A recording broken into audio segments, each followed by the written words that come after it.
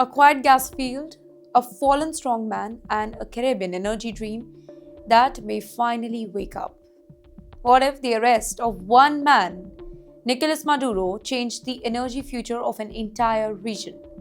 Well, that is the question now echoing across the Caribbean after the dramatic capture of Venezuela's longtime ruler, Nicolás Maduro. You're watching Times XP. It's me, Dhriti Atri.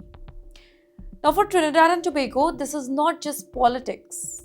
This is about survival. For years, Trinidad's gas production, it has been falling. Factories are running short. LNG plants are underserved. Petrochemical units, they are struggling to stay competitive. Well, gas is Trinidad's backbone, and that backbone, it has been weakening. But just across the sea lies a treasure. Barely 20 kilometers away, under calm Caribbean waters, sits the Dragon gas field, a massive offshore reserve, enough gas to keep Trinidad's LNG trains alive for years, enough to revive an economy that is built on energy exports. While experts call it a low-hanging fruit, close, accessible, technically simple. But you know why isn't this happening? Because politics block the pipeline now. Trinidad and Venezuela once planned to work together. A cross-border pipeline, gas flowing from Dragon straight to Trinidad's existing infrastructure, where basically here, everything was ready.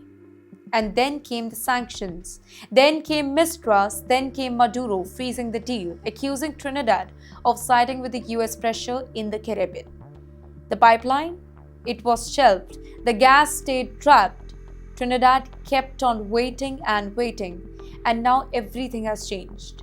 Maduro is gone, the old order in Caracas is shaken, and suddenly energy talks, they are back on the table. Washington is signaling something big. American companies could help revive Venezuela's oil and gas sector. You know, that matters because without the US approval, projects like Dragon, they were impossible. And then enters the new power center in Caracas. Delcy Rodriguez is now in Venezuela's charge.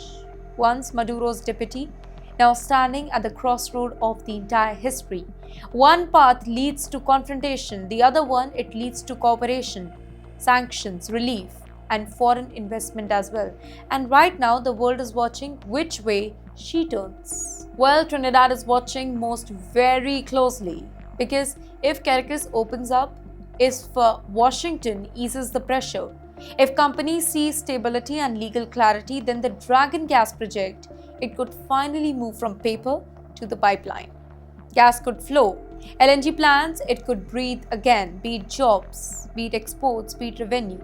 Everything could rebound. But you know what? This is not a fairy tale. This is a hard reality. Energy giants don't invest billions on promises alone.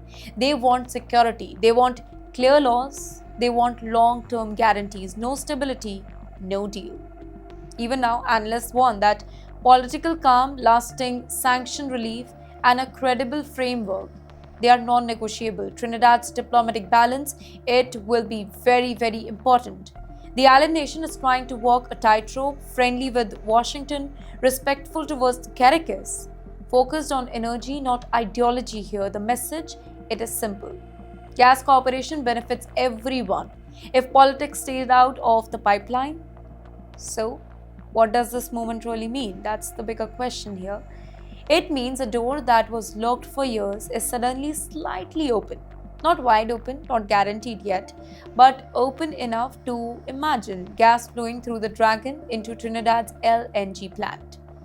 This is more than a gas story, by the way. It's a story about how power shift reshapes economies, how geopolitics decides who gets energy and who waits, and how one arrest in Caracas could really decide whether Trinidad's energy future is rescued or delayed again. One man fell, one gas field stirs, and a small Caribbean nation holds its breath because this time the gas, it is still close.